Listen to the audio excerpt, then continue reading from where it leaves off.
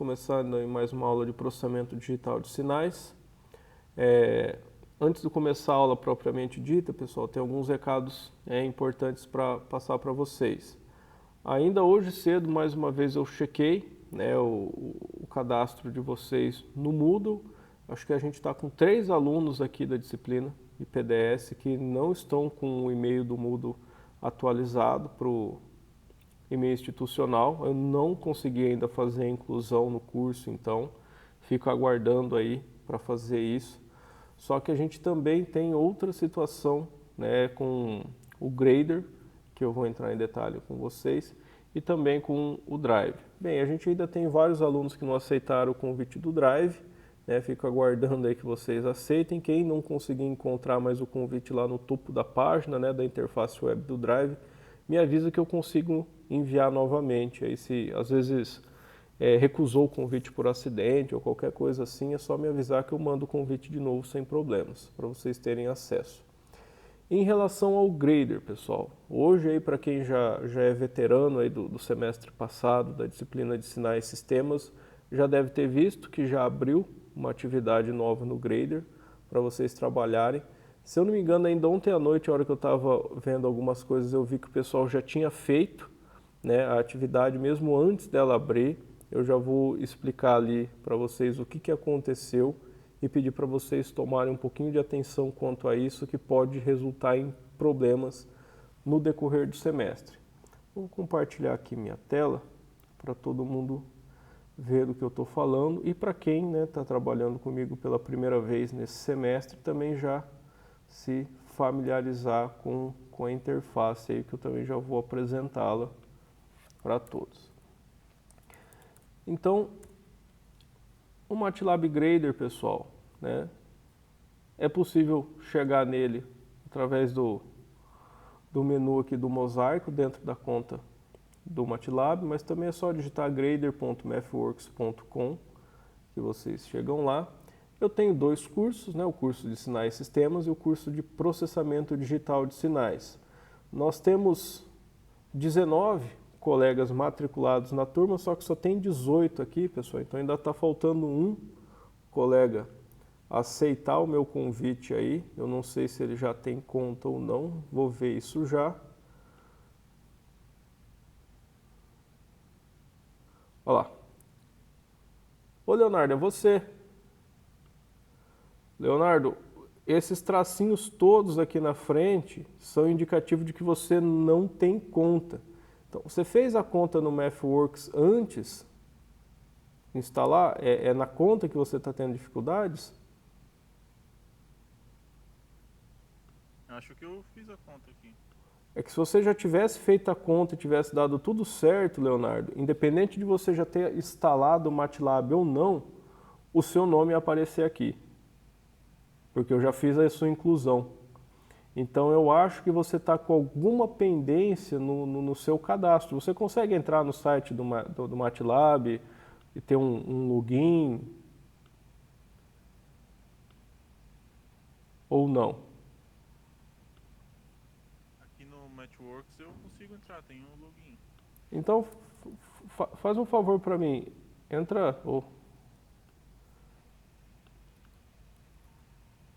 nesse endereço aqui,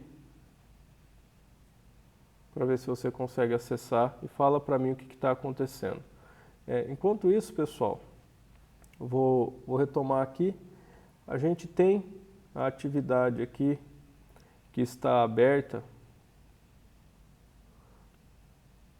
de 30 de setembro até 7 de outubro.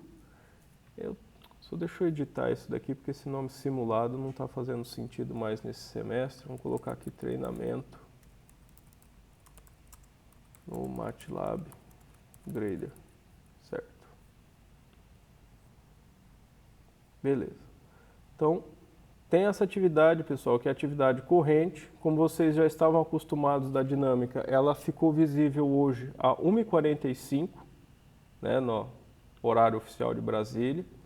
E vai ficar disponível, pessoal, para vocês resolverem até 1h45 da próxima quinta.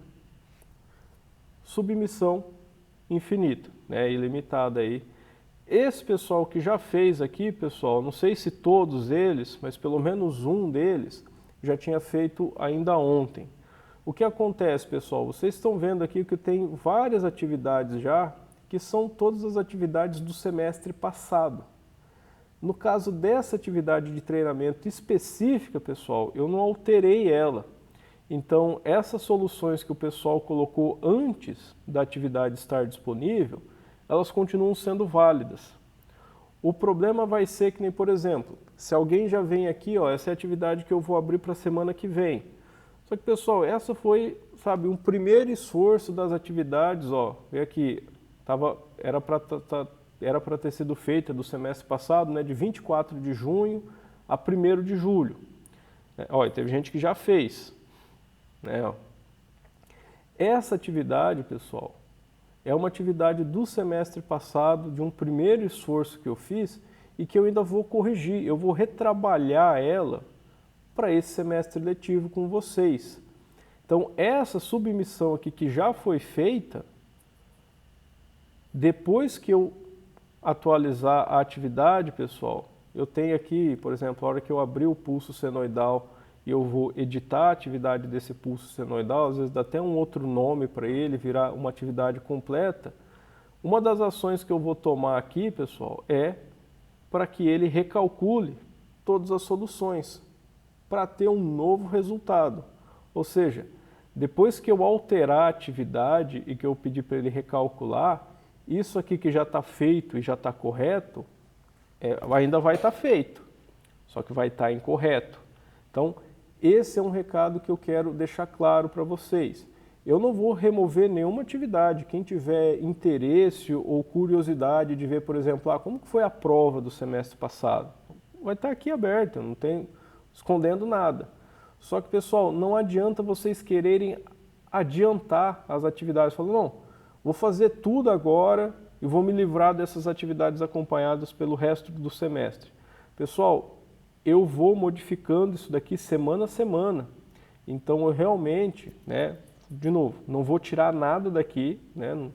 Vocês podem olhar as outras atividades para ver o que foi feito já, ou treinar no MATLAB, não tem problema.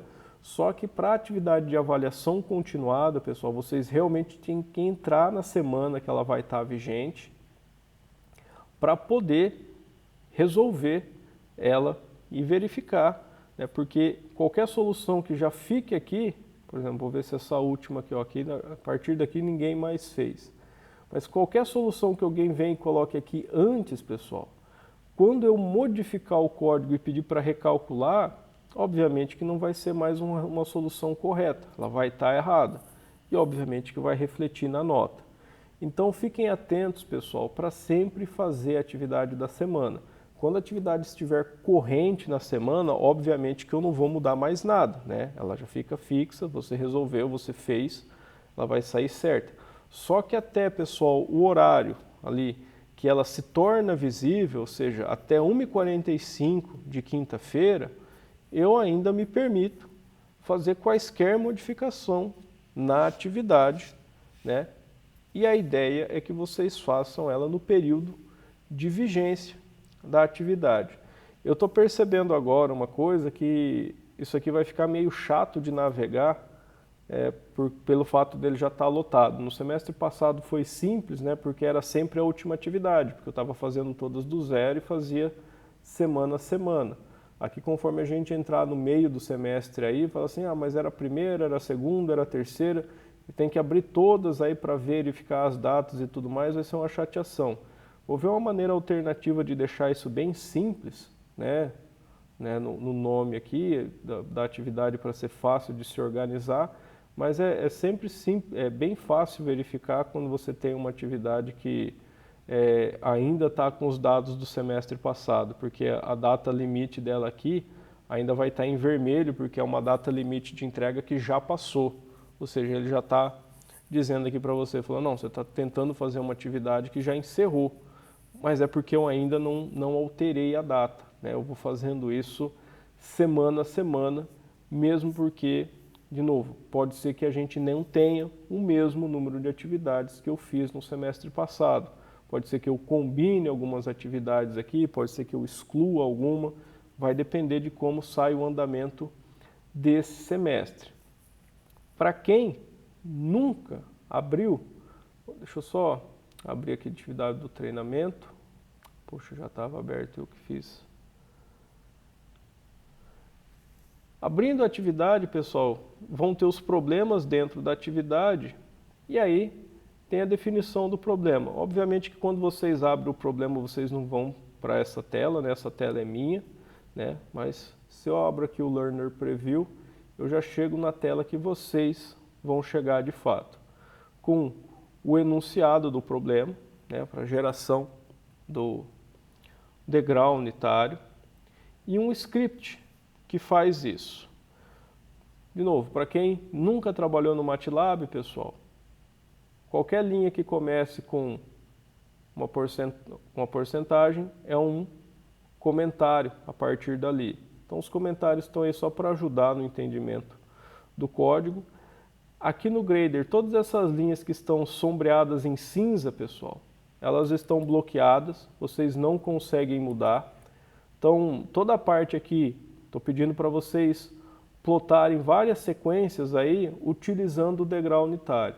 Então toda a parte da plotagem em si já está bloqueada.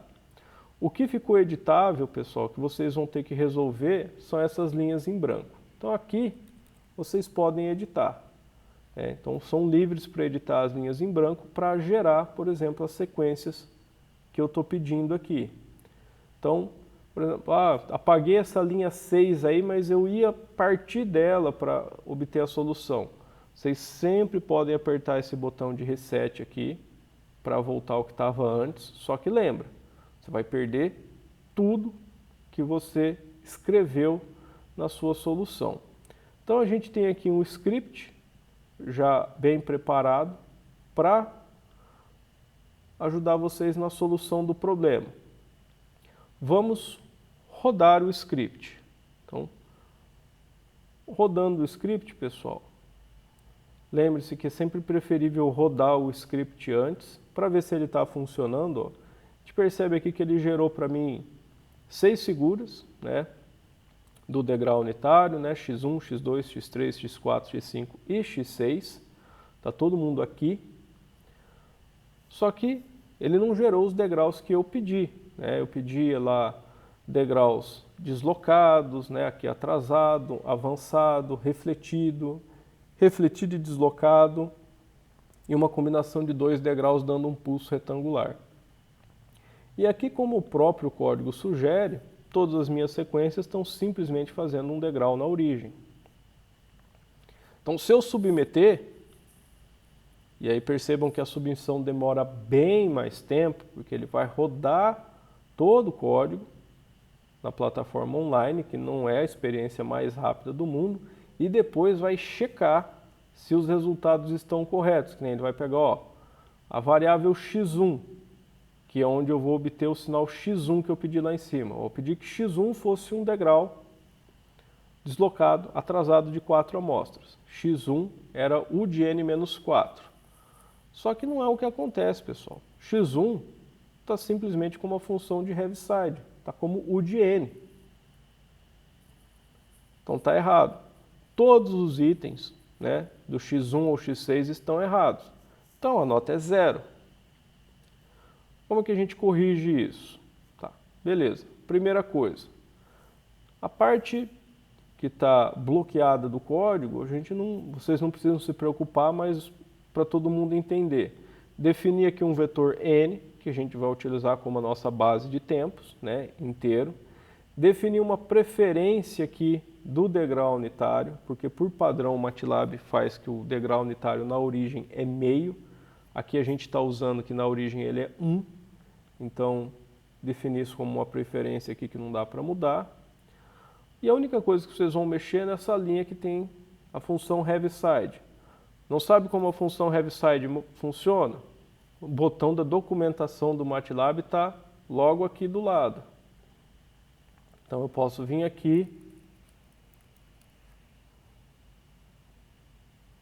abrir a documentação da função do MATLAB, a função Heaviside, para verificar qual é o funcionamento dela. Eu tenho a documentação completa aqui da função, inclusive com exemplos, né? Com códigos de exemplo aí que mostram, né, como que ela funciona, como que eu posso utilizar ela. Obviamente que existe um degrau aqui, um impedimento para alguns, porque a documentação está em inglês. Só que hoje, pessoal, existem vários plugins aí que vocês podem utilizar no navegador de internet que vai fazer uma tradução automática aí para o português. Então, apesar de ser um impedimento, eu acredito que não seja um impedimento tão severo. É possível fazer uma tradução, por exemplo, de Google Tradutor aqui, principalmente para quem estiver navegando no Chrome, né? O Chrome ele é um pouquinho mal feito em termos de gerenciamento de recursos, você quase que precisa de um supercomputador para abrir mais de uma aba no Chrome, mas tem algumas funcionalidades que ele vai atender bem, e no caso o próprio MathWorks, ela recomenda que seja utilizado o Chrome aí, porque é o navegador que ele tem mais compatibilidade com os seus ambientes.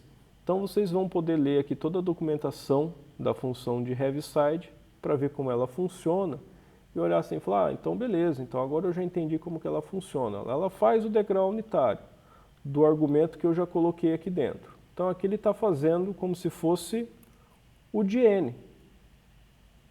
Mas o x1 eu quero que seja o de n menos 4. Então é bastante simples. O de n menos 4. Se eu pedir para ele rodar o script, nós vamos ver que agora a minha saída, ó, o u de n menos 4, que é o meu x1, agora está correto. Ó. O primeiro, ó, aqui eu tenho 5, aqui eu tenho n igual a 4. Eu tenho um degrau que se inicia no índice n igual a 4. É o u de n menos 4. Obviamente que todos os outros estão errados ainda. Precisa ser arrumado. Só por simplicidade aqui, não vou resolver tudo, obviamente, vamos submeter esse cálculo. De novo, a ideia é submeter só quando você já sabe ou espera que tudo esteja certo, porque a submissão é mais demorada. Nesse exercício aqui, a submissão está relativamente rápida, mas ela costuma demorar um pouco mais em exercícios mais complicados. E aqui ele testou para mim, falou, ó, o item 1 você acertou, você já ganhou 17% da questão. É que ele dividiu tudo em 1/6. Alguns valores ele usa 17, outros 16 aqui dentro do arredondamento interno dele. Então já acertei uma parcial, mas ainda tem todos os outros. De novo, vocês têm infinitas oportunidades de submeter isso. Até a próxima quinta-feira, dia 7, né, a 1h45 da tarde, horário de Brasília, a submissão que tiver a maior nota vai ser a submissão de onde eu vou tirar o relatório, né? Isso vai ser passado para o Moodle. E do Moodle, eventualmente, eu vou atualizando no sistema acadêmico com as notas de vocês. De novo, toda a ideia é que eu consiga fazer isso automático, com a integração do LMS aqui, para ele linkar direto com o nosso Moodle. Isso é algo que está prometido aí para muito em breve pela Dirjet lá em Curitiba, mas eu só vou acreditar quando eu ver. Mas também a razão de eu estar pedindo para vocês entrarem no Moodle com as credenciais do e-mail institucional, porque esse mapeamento 1 para 1 entre o Grader e o Moodle é em cima do e-mail de vocês, né? Que é onde é como o Grader conhece vocês e é como ele vai transportar as informações de cada um para o Moodle. Então, por isso que eu ainda preciso, acho que tem 3 de vocês que ainda não fizeram isso, e eu realmente preciso que vocês atualizem essa informação para eu inscrever vocês na disciplina lá no Moodle. Já a partir da próxima quinta, pessoal, se estiver funcionando automático, deu 1h45, as notas de vocês já vão estar disponíveis no Moodle, né? Já vai estar tudo lá, tudo ok. Se ainda não tiver automático, normalmente depois, né, no final da aula agora de PDS, que eu dou aula hoje a tarde inteira, né? No final da aula de PDS, normalmente eu já vou lá, abro aqui o grader, aí eu vou e baixo o relatório como uma planilha e tudo mais e faço a inserção manual no Moodle. Isso aí demora uns 5 minutos, o único problema mesmo é sempre a possibilidade de um erro de transcrição, né? Mas até o final do dia de hoje toda quinta-feira vocês já vão ter acesso a essa nota dessas avaliações continuadas. Só realmente queria reforçar, pessoal, que, de novo, não é proibido, mesmo porque eu deixei tudo aqui, abrir as atividades futuras para dar uma olhada e às vezes dar até uma brincada. Tranquilo. Só não contem que, só porque apareceu aqui já, por exemplo, que você resolveu a atividade que ainda está para a semana que vem, que está com uma data atrasada aqui do semestre passado, que isso vai permanecer correto depois. Porque, de novo, semana a semana eu vou modificar essas atividades e aí modificando, obviamente que as soluções que já estão existindo aqui vão estar fora. Eu poderia bloquear as submissões fora do prazo, só que eu não acho isso interessante porque limita a utilidade da ferramenta. A ideia, pessoal, é que se vocês tiverem qualquer dúvida e tudo mais, vocês podem, por exemplo, queria voltar num exercício lá do treinamento para eu poder ver as coisas e fazer um teste. E você pode fazer isso livremente, a qualquer momento. Então, vou deixar o curso completo aqui já, as pessoas vão poder fazer submissões antes ou depois, só que é importante que vocês lembrem que só vai valer bem mesmo as submissões que vocês vão fazer na semana daquela atividade específica, porque qualquer outra coisa que você fizer, às vezes está até ali com alguma nota já, mas essa nota pode mudar depois quando eu alterar o exercício. Ô, professor? Oi. Só para ver se eu entendi claro. Então a gente só precisa enviar a atividade no grader. Aí, ao final do novo prazo, após você editar a antiga atividade, ele comutará, enviará para o Moodle a última nota, aí aquela nota vai ficar como a avaliação do laboratório. Vamos desempacotar aí que tem várias coisas. Em termos de valer nota, não contem qualquer atividade que você possa ter feito antes do tempo, ou obviamente depois do tempo, né? Vai contar só ali na semana corrente daquela atividade. É porque eu posso fazer alterações. O grader vai mandar para o Moodle a maior nota, não necessariamente a última.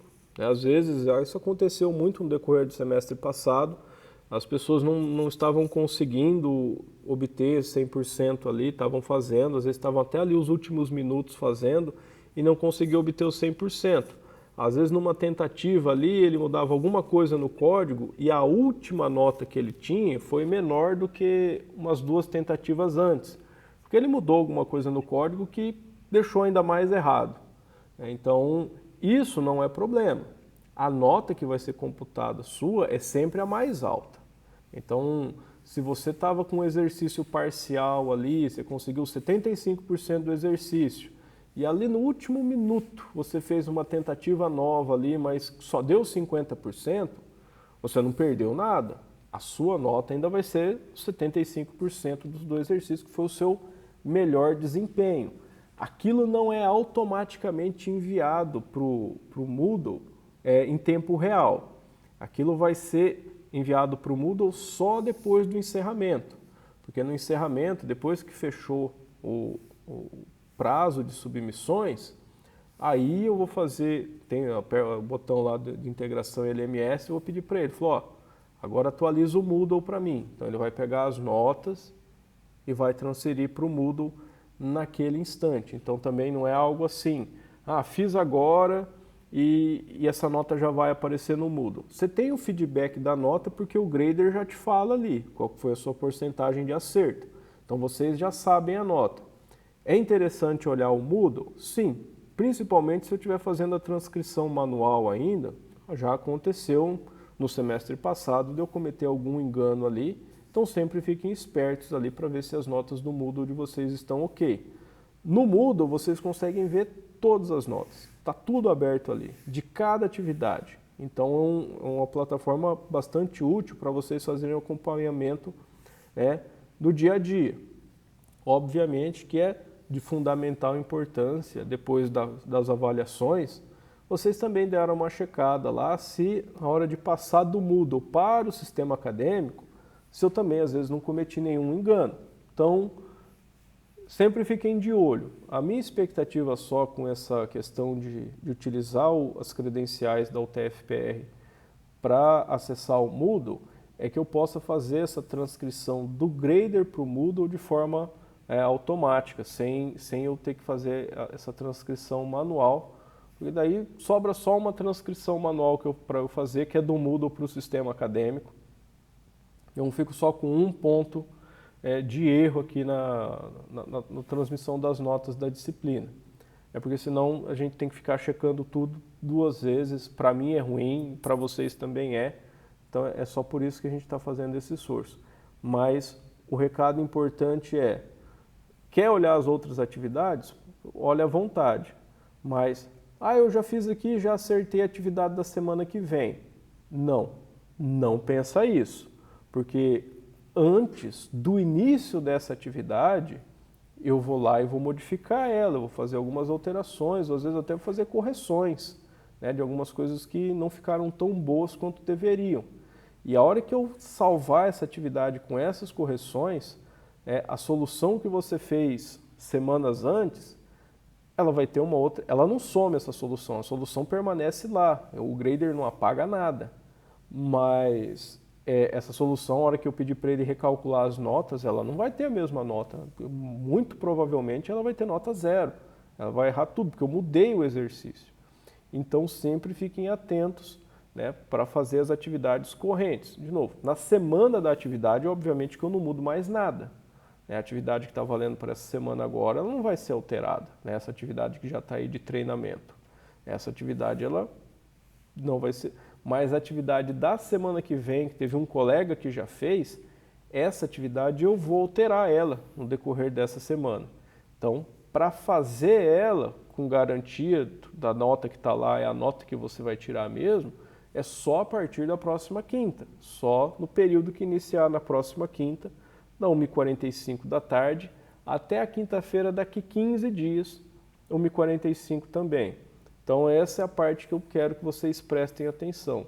Estejam sempre atentos de estarem realizando a atividade da semana corrente, porque as outras atividades, as que já passaram, obviamente não conta mais a nota, e as futuras, pessoal, você já até fica com uma nota ali, mas ela vai mudar para 0 assim que eu mudar qualquer coisa. E eu, de novo, pretendo mudar, nem que seja assim, detalhes para deixar os exercícios diferentes, porque senão a avaliação fica estagnada e isso é ruim também.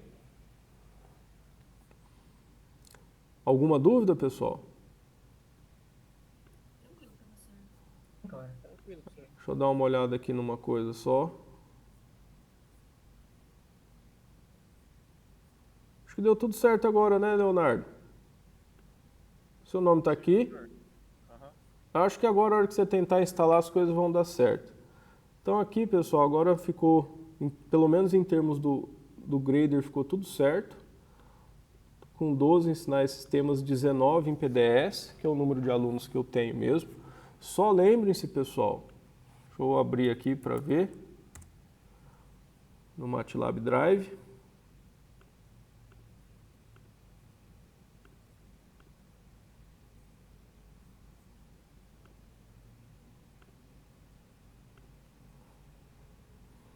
Ó, pessoal, ainda estou com pendências aí, ó. Tem gente que ainda não aceitou a pasta. Tem gente que ainda está sem acesso ao material, está sem acesso aos live scripts aí que a gente está trabalhando. Pessoal, se alguém não aceitar aí por engano, né, for clicar para aceitar e excluir o convite vai aparecer aqui. É nesse site mesmo do MATLAB Drive. Se não me engano, o convite aparece bem aqui em cima, sabe? Para vocês. Acho que aqui na pasta Shared Content. Aqui vai ter os convites. Tem algum convite que eu não aceitei? Não, não tem. Vocês vão ter um convite aqui. Aí vocês precisam pressionar o botão Add Shortcut, porque daí esse conteúdo vai estar disponível já na pasta de vocês. Na hora que vocês abrirem a aplicação do MATLAB no computador de vocês, vocês vão ter a pastinha aqui, LT36A, com todo o material. Então, na aula de hoje, a gente vai trabalhar com o material da aula 3, que é a aula específica, aí, uma revisão com vocês de sistemas lineares e invariantes no tempo. Tá ok? Mais alguma dúvida a respeito todos esses links aí, todos esses convites que vocês têm que aceitar? Podemos começar? Tranquilo, professor. Começar então, pessoal. Então, de novo, na última aula a gente fez uma revisão bem geral, né, de sinais e sistemas no tempo discreto. Então foi um assunto que vocês já viram comigo no semestre passado, na disciplina de sinais e sistemas, ou viram com outro professor. Então era só uma revisão bem simples lá das representações e das nomenclaturas que a gente vai utilizar aqui nessa disciplina. E aqui a gente vai falar daquela classe mais interessante de de sistemas que a gente tem, que são os sistemas lineares e invariantes no tempo. Pessoal, a importância do sistema linear e invariante no tempo está no fato de que todas as ferramentas que a gente desenvolveu em várias disciplinas, sinais e sistemas, vai desenvolver aqui em PDS e que vocês desenvolverem em outras disciplinas de cálculo, elas só se aplicam mesmo se o sistema for linear e invariante no tempo. Então, todas aquelas ferramentas que vocês viram em métodos de matemática aplicada ou numa outra disciplina, como série de Fourier, transformada de Fourier, transformada de Laplace, transformada Z, esses caras só existem se eu estiver falando de um sistema linear e invariante no tempo. Senão, eu não tenho nem essas transformadas para usar. Na verdade, é pior que isso, pessoal. Também na revisão da aula passada, um dos pontos que ficou lá para vocês verem, por conta própria, era a questão dos sistemas convolucionais. Como que a partir da definição da linearidade, cliquei errado aqui, e da invariância no tempo, a gente pode chegar à soma de convolução. Então, a convolução a gente viu no semestre passado que ela é uma operação bem chata de fazer. A integral de convolução no tempo contínuo, ela não era nenhum passeio no parque, aí, dependendo das funções e dos seus limites. A soma de convolução a gente também viu, ela era um pouquinho mais simples, né? Os somatórios lá a gente tinha um outro entendimento. Quando as sequências eram finitas, a gente podia interpretar tudo como um produto de polinômios que trazia isso para uma matemática que a gente já domina muito bem, as coisas ficavam super fáceis, né? Mas, fundamentalmente, pessoal, a convolução não é algo simples, né? Eu sei que a maioria de vocês gosta de confundir o termo convolução com convulsão, principalmente no caso teórico mais abrangente, que é a convolução infinita, que é a somatória com m de menos infinito até mais infinito, de x de m, h de n menos m. Porque aí agora eu preciso dar um tratamento analítico aqui. Eu não posso simplesmente resolver a soma, porque a soma é infinita, né? Eu preciso utilizar algumas ferramentas matemáticas, que também não vou dizer que são avançadas, mas eu preciso ter um conhecimento um pouco além para resolver o somatório de uma forma fechada. Então, mesmo a convolução, pessoal, com todas as dificuldades que existem no uso dela, ela ainda só existe, ela só está definida se eu tiver um sistema linear invariante no tempo. Um sistema linear invariante no tempo, pessoal, ele pode ser completamente caracterizado pela sua resposta impulsiva, ou seja, a sequência h de n contém todas as informações que eu preciso saber para caracterizar o sistema. Porque se isso não fosse verdade, pessoal, eu não poderia obter a saída do sistema a partir de uma entrada X que eu estou aplicando, simplesmente através da convolução com a resposta impulsiva. Porque aqui a única coisa que eu tenho do sistema é a resposta impulsiva. Então, se eu posso obter a saída a partir de uma entrada convoluída com a resposta impulsiva, é porque a resposta impulsiva ela codifica tudo que existe sobre o sistema.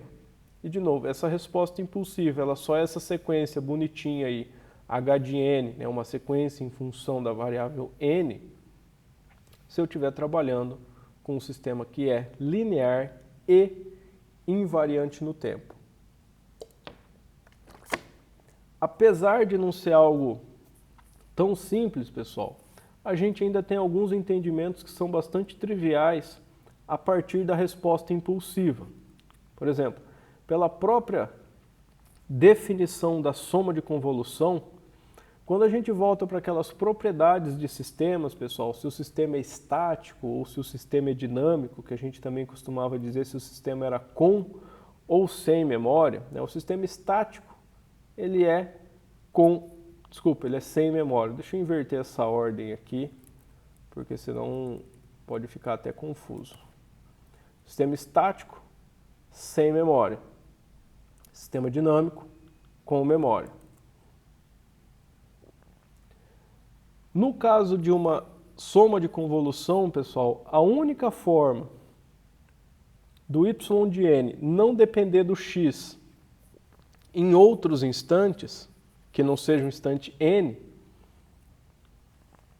é se a resposta impulsiva for um impulso na origem. Se a resposta impulsiva não for só um impulso na origem, o sistema é com memória. Então a gente já tem um resultado bastante simples para visualizar uma questão se o sistema é com ou sem memória, ou se ele é dinâmico, ou se ele é estático. Eu olho a resposta impulsiva. Ela é um impulso na origem? Não. Então o sistema é com memória. Né? Não tem forma de escapar disso. É um sistema dinâmico.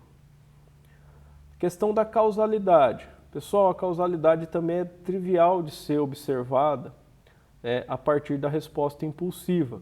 De novo, vem da definição da soma de convolução. Para um sistema ser causal, pessoal, só lembrando, o que quer dizer que ele é causal? A saída y de n só depende da entrada x de n em valores atuais ou passados. Ele não pode depender de uma entrada futura. Ou seja, a ideia de ser causal é respeitar a sequência de causa e consequência. A causa vem sempre antes da consequência. Quando a gente traz essa análise para dentro da soma de convolução, a gente consegue facilmente observar que para um sistema causal, a resposta impulsiva tem que ser zero para n menor que zero. Ou seja, a resposta impulsiva tem que ser uma sequência lateral direita. Ela tem que partir da origem ou de algum lugar à direita da origem. Se ela tiver um único valor diferente de zero para um n negativo, o sistema não é causal. Ele vai depender em algum momento de alguma entrada futura. E por fim, pessoal, a outra propriedade importante, já que a gente já está garantindo linearidade e invariância no tempo, era o critério de estabilidade. Se o sistema é estável ou instável. Lembrando aqui qual é o critério de estabilidade que a gente trabalha. O sistema é estável se enquanto a entrada for limitada, a saída também é limitada. Basicamente a ideia é, se x não tiver nenhum valor infinito, não quer dizer que ela não tenha infinitos valores, tá, pessoal? Pode ter infinitos valores, só que ela não pode ter nenhum valor infinito. X tem que ser limitado em termos dos seus valores. Enquanto x não tiver nenhum valor infinito, y também não vai ter. Ou seja, se eu garanto que a entrada é limitada, a saída também vai ser limitada. Esse é o nosso critério de estabilidade.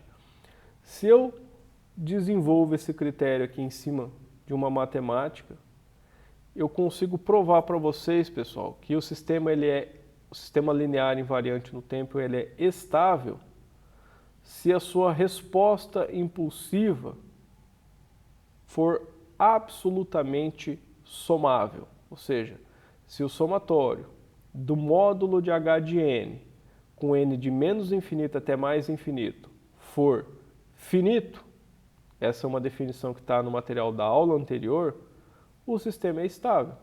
Se essa soma não convergir, se ela for uma soma divergente, aí o sistema é instável.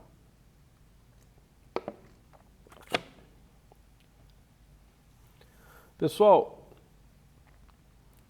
no caso de sistemas discretos, a gente tem uma divisão muito importante aqui, que foi só mencionada brevemente em sinais de sistemas, mas que aqui a gente vai expandir maior.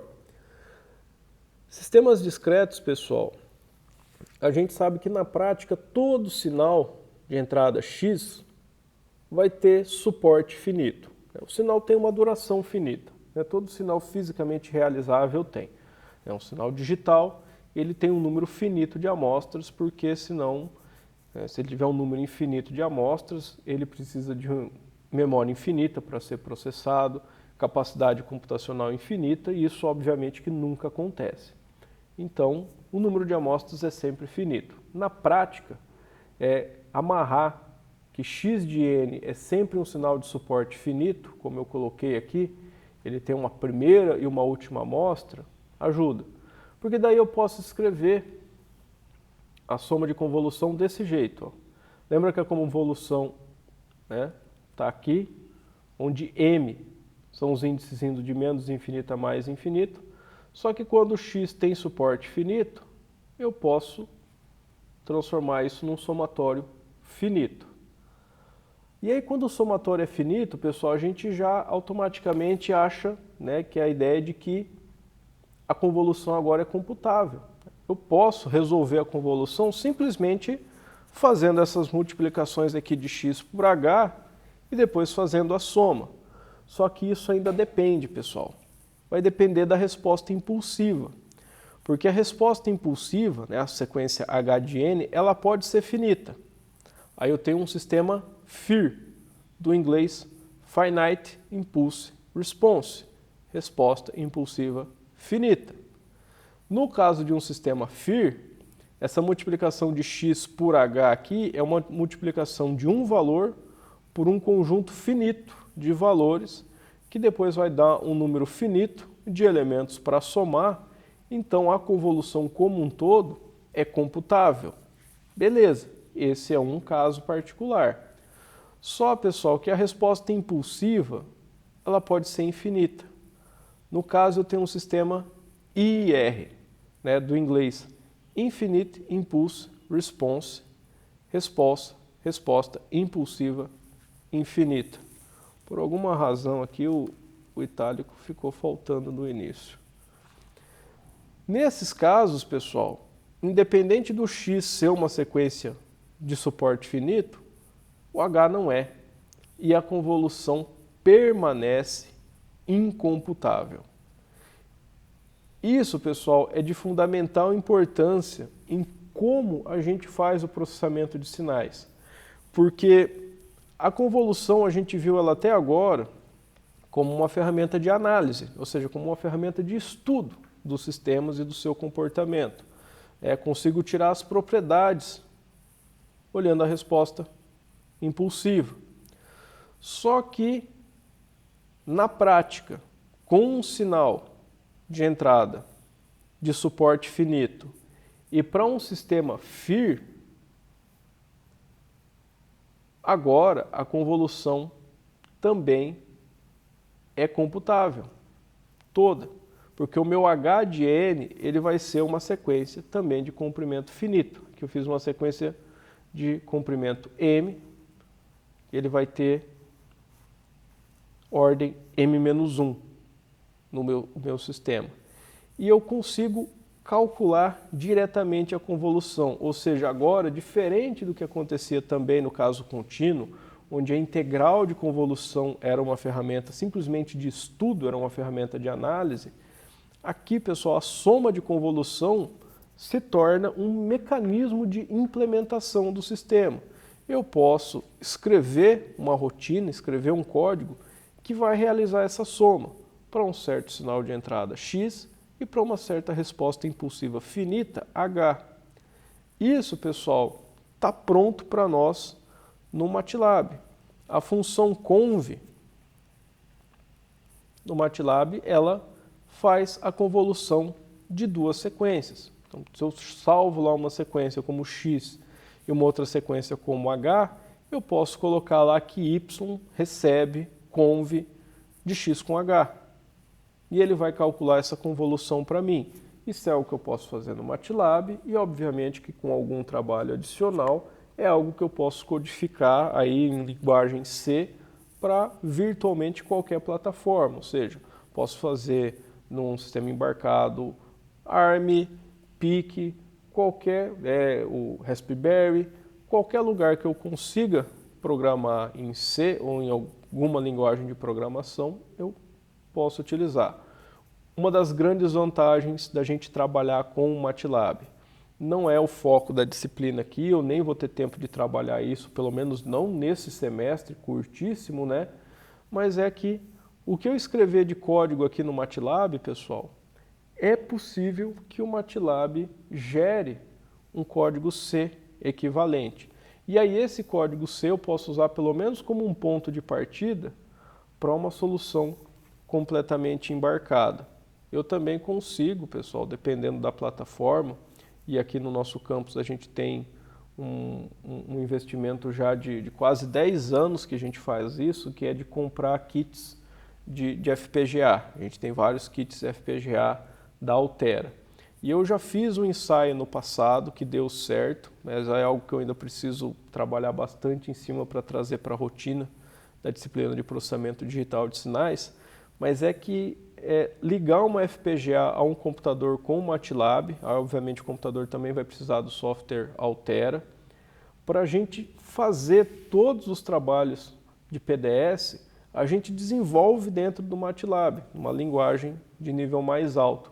Só que a gente implementa isso em VHDL e o software vai estar sendo executado, na verdade, na placa, no FPGA, e não como uma simulação de computador. Ou seja, trazer essas simulações que a gente faz aqui muito mais próximo da prática. A gente começa com um ambiente de simulação, a hora que a gente tem uma solução que funciona, a gente pode transformar isso com o mínimo de esforço para uma solução de software, né, num sistema embarcado, um código C, ou para uma solução, né, de projeto de hardware, para um código VHDL que vai ser implementado aí num FPGA. O MATLAB tem essa capacidade, no campus a gente tem esses elementos para montar todo esse quebra-cabeça. Falta agora só estar todo mundo aqui no campus para eu poder executar um planejamento aí já de vários semestres já com esse alvo em mente. Então, beleza. A convolução, ela é um caminho de implementação dos sistemas, não só de estudo, se o sistema for FIR. Mas e os outros? E os sistemas IIR? Pessoal, o sistema IIR não dá para resolver como convolução, mas ainda é possível resolvê-los através da equação de diferenças. A equação de diferenças, pessoal, é o paralelo que existe com as equações diferenciais para sistemas analógicos, no tempo contínuo. No tempo discreto, em sistemas digitais, nós temos a equação de diferenças, que eu coloquei aqui a equação de diferenças, pessoal, já na sua forma recursiva, ou seja, eu isolei o y de n, ou seja, a saída atual. Então reparem, pessoal, que um sistema IIR, ele tem uma parte dele que é a parte onde entram os valores anteriores da saída. Eu tenho a saída atual ela é uma combinação de valores anteriores da saída mais uma combinação de valores atuais e anteriores da entrada. Então ele tem duas partes. Ele tem essa parte, né, que é a parte recursiva, que também é chamada de parte autorregressiva. E ele tem essa outra parte aqui, onde ele só depende de um valor escalado da entrada, né, com peso BM para certas amostras, que é a parte média móvel dele. Então é um sistema que muitas vezes vocês vão ver denominado pelo acrônimo ARMA, né? É o acrônimo em inglês, Auto-Regressive Moving Average, quer dizer que é um sistema IIR, que ele tem a parte autorregressiva e a parte média móvel. Em alguns casos especiais, pessoal, nós temos sistemas que só tem a parte autorregressiva, a parte média móvel é trivial, é só x de n ou B0 x de n, sabe? É só a entrada atual, mas ele usa valores anteriores da saída. Mas de uma forma geral a gente tem aqui as ordens distintas para número de saídas que entram na composição da saída atual e M é o número de entradas que entram na composição da saída atual. Nesse caso, pessoal, para resolver a equação de diferenças na forma recursiva, ou seja, resolver esse cara, a gente pode usar a função filter. Opa, acabei clicando, pessoal, ele é um link para a página da documentação. A função filter, pessoal, ela vai aceitar os coeficientes B da parte média móvel, conjunto de coeficientes B, ela vai aceitar os coeficientes A da parte autorregressiva e, obviamente, que ele vai precisar do sinal de entrada x. E aí o resultado da função filter é o sinal y. Então, a gente, do mesmo jeito que a gente podia implementar um sistema FIR utilizando a função conv, a gente pode implementar um sistema IIR utilizando a função filter. Então, tudo isso, a solução, né, dessa equação de diferenças ou dessa soma de convolução, ela já está pré-codificada no MATLAB, para a gente poder utilizar. Uma outra ferramenta, pessoal, ferramenta de análise, que vale a pena a gente citar aqui, só que vocês não estudaram em MMA, embora seja um resultado bem simples, é a transformada de Fourier. Na disciplina que a gente tem no nosso campus lá, que é o pré-requisito de sinais e sistemas, nós temos os métodos de matemática aplicada. Lá nos métodos de matemática aplicada, pessoal, vocês viram a transformada de Fourier. Só que vocês viram a transformada de Fourier para um sinal contínuo e aperiódico. Tinha a série de Fourier para um sinal contínuo e periódico, aí vinha a transformada de Fourier para o sinal contínuo e aperiódico. E aí depois disso vocês viram a transformada de Laplace, que era um caso mais geral, e aí para sinais discretos, basicamente vocês viram só a transformada Z. Só que a gente também tem, pessoal, nós temos a série de Fourier para sinais discretos e periódicos, que a gente vai discutir mais adiante, mas nós também temos a transformada de Fourier para sinais discretos e aperiódicos. Eu não vou aqui, pessoal, fazer toda uma apresentação formal do desenvolvimento disso, né? Mas é um resultado bastante simples, bastante similar com o que já existia para o tempo contínuo, com algumas particularidades. A primeira coisa, pessoal, um caminho simples de observar aqui é se eu tomar em um sistema linear e invariante no tempo um sinal de entrada, x de n expoente de j ômega n. Então vou utilizar aqui, pessoal, a exponencial complexa. Ela era a raiz da transformada de Fourier no tempo contínuo, né? Era expoente de j ômega t. Bem, aqui eu estou no tempo discreto, o meu t agora é um n, onde n é um inteiro, então vou utilizar a mesma função aqui. Então o meu x vai ser expoente de j ômega n. Então, aqui eu tenho a soma de convolução, que eu sei que ela vale se o sistema for linear invariante no tempo. E eu estou assumindo que é. Então, se eu considero que x é essa exponencial, substituindo a exponencial em x ali, eu vou ter, né, como eu tenho x de n menos m, eu vou ter exponencial de j ômega n menos j ômega m.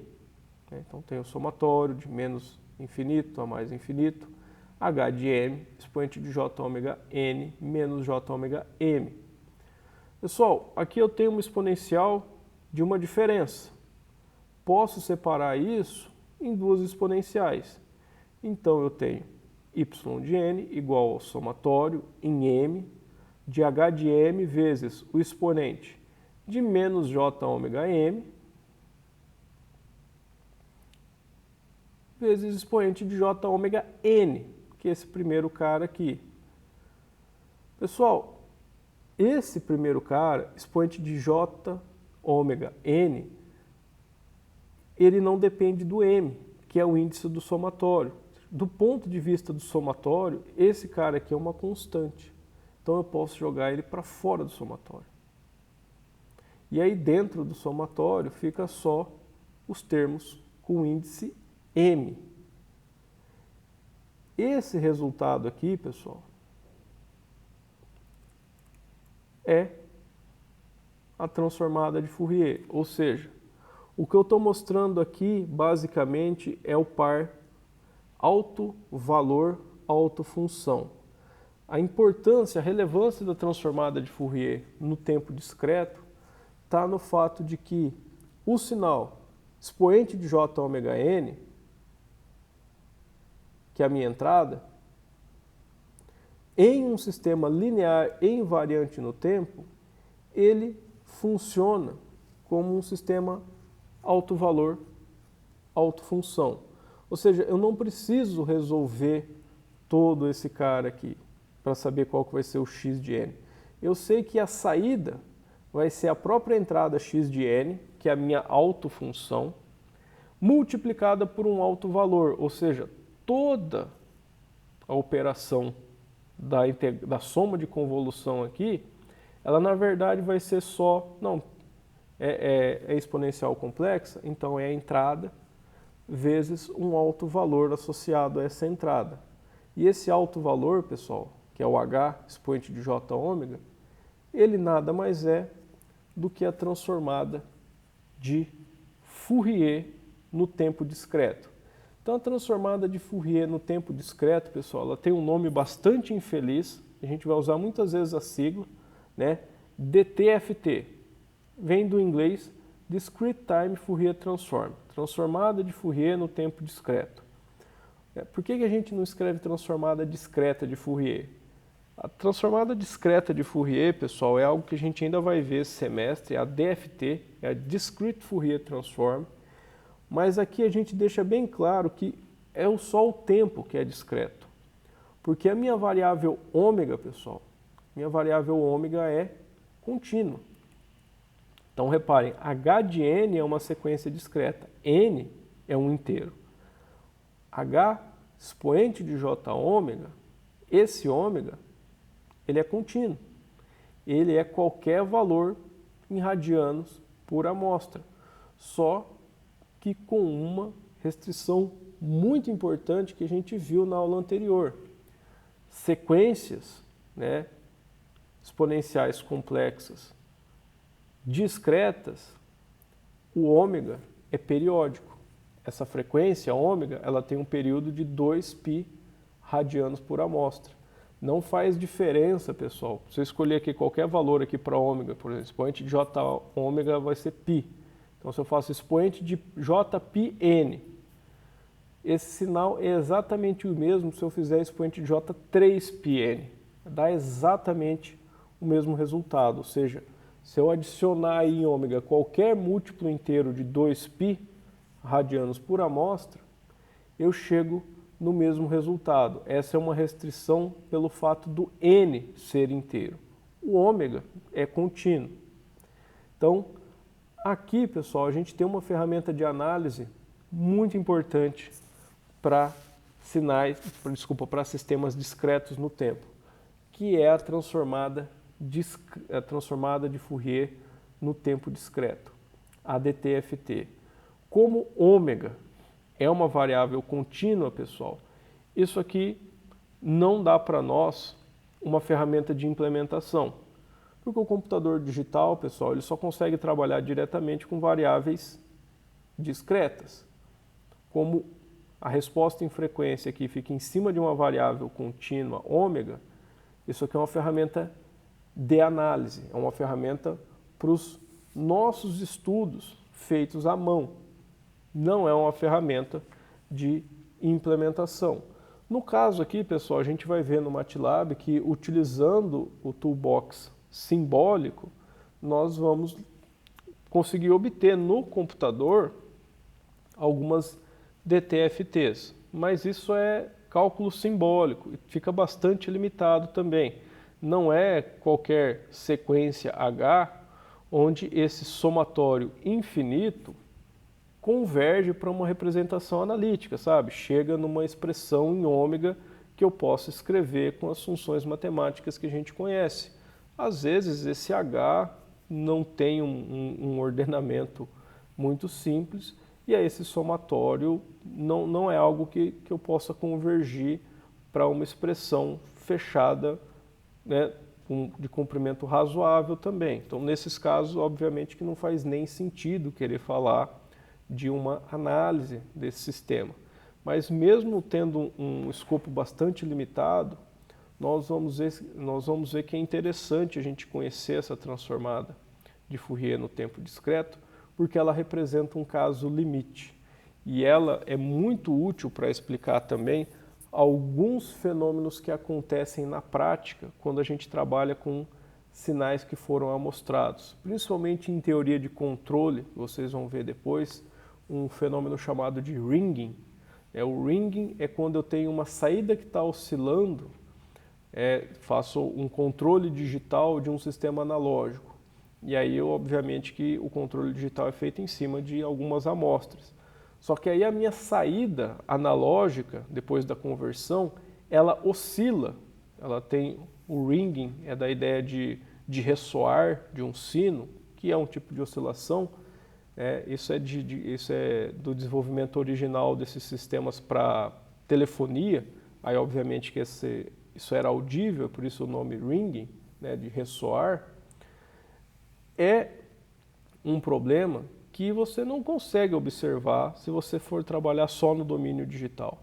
Porque no domínio digital ele olha assim e fala, não, mas eu não tenho nada entre as amostras. Para trazer para o domínio analógico, a gente vê que tem oscilações.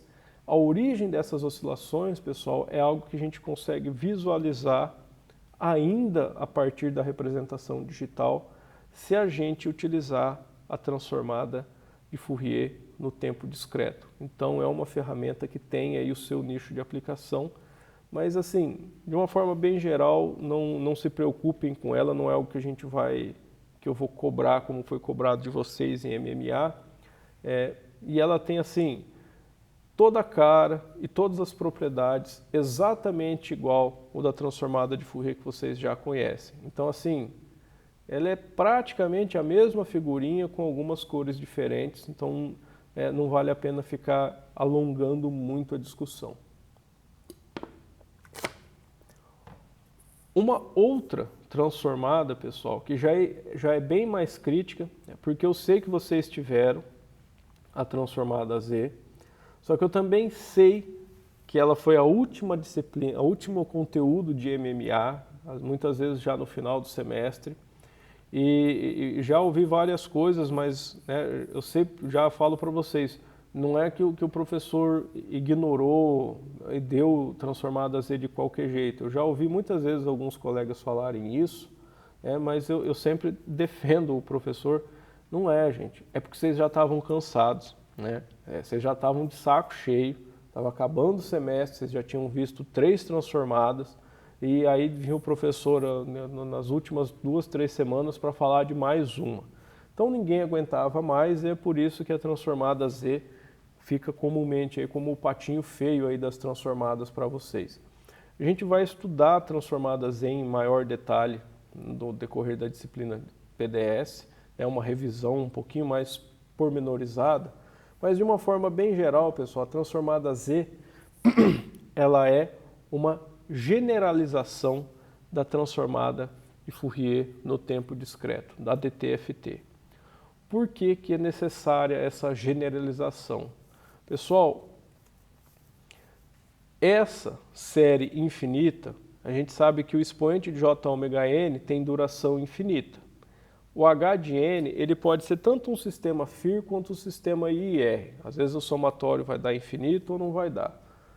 Só que, pessoal, se o somatório é infinito, se H de n representa um sistema IR, não é toda a sequência H de n, não é qualquer sistema IR onde esse somatório converge. A gente vai ver depois que só os sistemas estáveis têm uma DTFT definida. Se o sistema é instável, esse somatório diverge e o H, expoente J ômega, não existe. Só que as ferramentas de domínio transformado são muito úteis, pessoal. Vocês viram lá em MMA, e a gente aplicou isso no semestre passado em ensinar esses temas, que se eu uso uma ferramenta de domínio transformado, eu transformo uma equação diferencial, a solução de uma equação diferencial, numa equação algébrica, que a gente consegue resolver ali usando uma matemática trivial. Se eu tiver um sistema de equações diferenciais que é algo bastante intratável de resolver diretamente, eu resolvo com um sistema de equações algébricas. Eu utilizo a álgebra linear, que vocês viram no primeiro período, mas que em grande parte foi uma revisão de um conteúdo do ensino médio para resolver esses caras. Então, o domínio transformado ajuda muito. Mais especificamente no semestre passado, nós vimos que uma convolução no tempo é uma multiplicação na frequência ou no domínio de Laplace. Ou seja, eu troco uma convolução por uma multiplicação. Eu sempre tenho essas vantagens com o domínio transformado. Só que a transformada de Fourier nem sempre existe, né? Transformada de Fourier, você precisa atender aquelas condições de existência, as condições de Dirichlet, né? E no caso discreto não é diferente. Então, do mesmo jeito que a gente precisou de uma transformada de Laplace no tempo contínuo, para sempre ter um domínio transformado, mesmo quando o sistema não era estável, né, que era uma generalização da transformada de Fourier, nós temos uma transformada Z no tempo discreto. Ela é a generalização da transformada de Fourier no tempo discreto, da DTFT. Ao invés de trabalhar com uma entrada que é simplesmente uma exponencial complexa, né, de magnitude 1, agora eu adiciono um termo real aqui, eu adiciono um R elevado a N. Essa parte real do sinal, pessoal, ela vai me dar a chamada região de convergência da transformada Z. Ou seja, a transformada Z sempre existe para algum valor da sua região de convergência. Então aqui eu tenho um desenvolvimento bastante similar ao que foi feito antes, né? Considerei que x de n, que era o z elevado a n, onde z é r expoente de j ômega n, ou seja, era uma exponencial complexa vezes uma potência, né? Uma série de potências em r. E aí a hora que eu coloco isso dentro de um sistema linear invariante no tempo e faço análise aí na soma de convolução, eu chego no mesmo resultado que eu tinha anteriormente, que eu consigo isolar o meu sinal de entrada de novo, que é o z elevado a n, que vira um x de n, de um somatório, pessoal, que vai ser uma coisa que vai depender somente do valor de z, que é a minha transformada z agora. Então aqui eu tenho a transformada z definida, né? E a transformada Z é o nosso resultado geral, né? Que é a transformada que a gente sempre vai poder utilizar nos sistemas digitais. Ou seja, se o sistema for linear e invariante no tempo, né, nós temos ali a soma de convolução, que às vezes ela vai ser mais ou menos útil, dependendo se o sistema é FIR ou IIR. Nós também podemos fazer análise em cima do domínio transformado, né? É muito útil trabalhar com o domínio transformado de Fourier, porque não só ele tem todas as vantagens do domínio transformado, mas ele também tem aquela interpretação de que eu estou trabalhando com frequência. Eu estou falando de um conteúdo de frequência do sinal e da resposta em frequência do sistema. Então eu mantenho uma simplicidade matemática com uma interpretação física muito direta. Então, isso ajuda muito. Só que aí eu tenho um problema, porque se o sistema não for estável, eu não tenho a transformada de Fourier. Para poder trabalhar com o sistema sem ter que garantir adicionalmente que ele é estável, porque a gente já está falando, o sistema já tem que ser linear, tem que ser invariante no tempo. Na grande maioria das vezes a gente trabalha com sistemas causais, porque a gente está falando de processamento digital de sinais em tempo real. Então eu não tenho acesso a amostras futuras. Se eu vou lá e aperto também, não, mas também tem que ser estável. Eu praticamente começo de um ambiente bem geral de sistemas e a gente vai e estuda só um nicho. Eu falo assim, não, eu tenho só esses carinhas aqui que tem todas essas propriedades e só esses caras eu vou estudar. Então, isso fica muito limitado. A transformada Z nos permite o estudo de qualquer sistema que seja linear e invariante no tempo. Aí ele pode ser causal ou não causal, ele pode ser estável ou instável, mas eu tenho uma ferramenta analítica, de novo, isso daqui não é implementação. O Z, assim como o ômega, é uma variável contínua, o Z é ainda pior, porque ele é contínuo e complexo. O ômega, pelo menos, era contínuo e real, o Z é complexo. Mas eu tenho uma ferramenta analítica que nós vamos ver que nos ajuda muito no estudo dos sistemas e, inclusive, em mostrar caminhos mais eficientes na implementação dos sistemas. Isso é algo que a gente vai ver só depois da primeira avaliação, na segunda metade da disciplina, mas é algo trivial se a gente for mantendo as manipulações no domínio Z, mas se fosse para ser obtido isso com as manipulações no domínio do tempo, né, querendo mexer nesse equacionamento aqui, diretamente nele, para encontrar uma solução mais viável, era algo que realmente não estava claro como que eu posso obter a saída, dado um x e dado um h, fazendo um menor número de operações matemáticas, com menor número de multiplicações, um menor número de somas, um menor consumo de memória para a realização. Todos esses aspectos são demasiadamente importantes, porque a gente pode pensar, pô, a gente não vai fazer as coisas aqui no MATLAB? Pô, não estou fazendo as coisas no MATLAB, o meu computador tem 16 GB de RAM, tem um processador aí, Core i5, consigo fazer muita coisa nele, sim. Só que a hora que a gente traz isso para uma plataforma embarcada? Numa plataforma embarcada, pessoal, a memória disponível não é medida em gigabytes, pessoal. Ela raramente é medida em megabytes. E quando são poucos megabytes, não são centenas. Também não tem um processador trabalhando ali em gigahertz de clock. Eu tenho frequências muito mais baixas.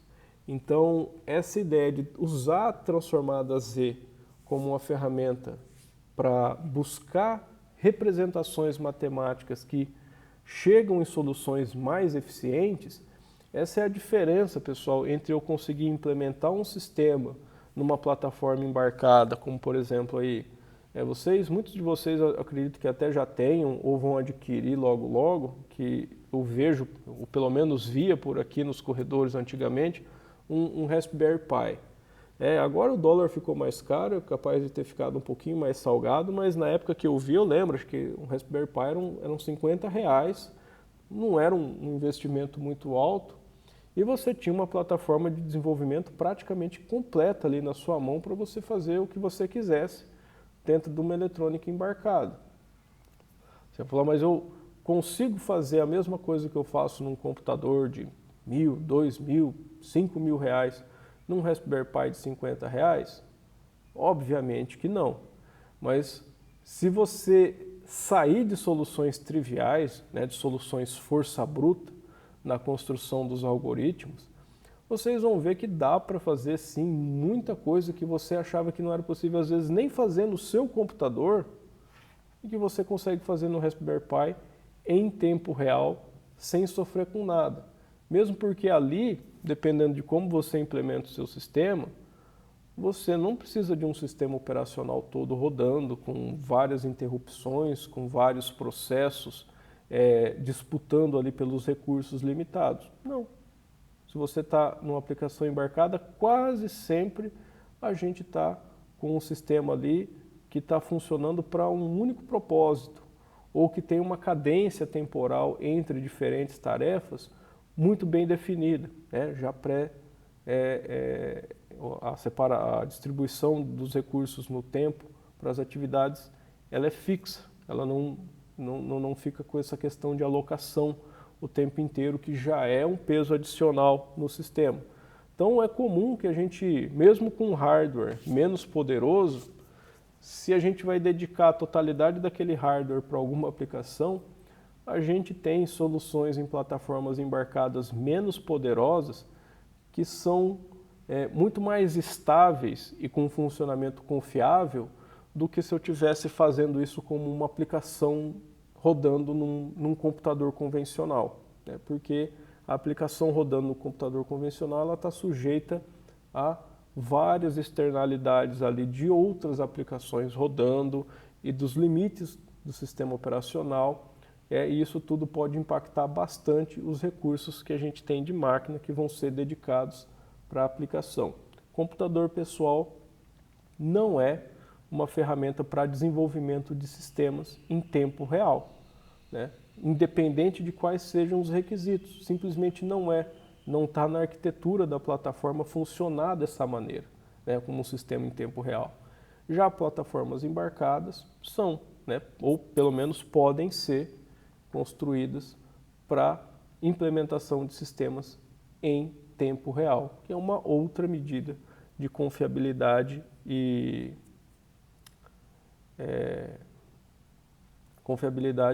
funcionamento de uma forma geral do sistema. Pessoal, por hoje era isso. Dúvidas?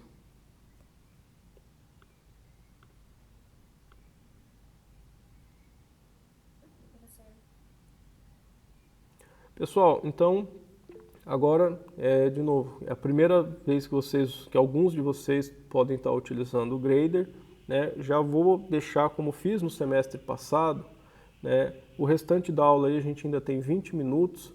Recomendo que quem não fez ou quem está fazendo pela primeira vez em especial, entre lá no Grader, já busque resolver essa primeira atividade nesse momento.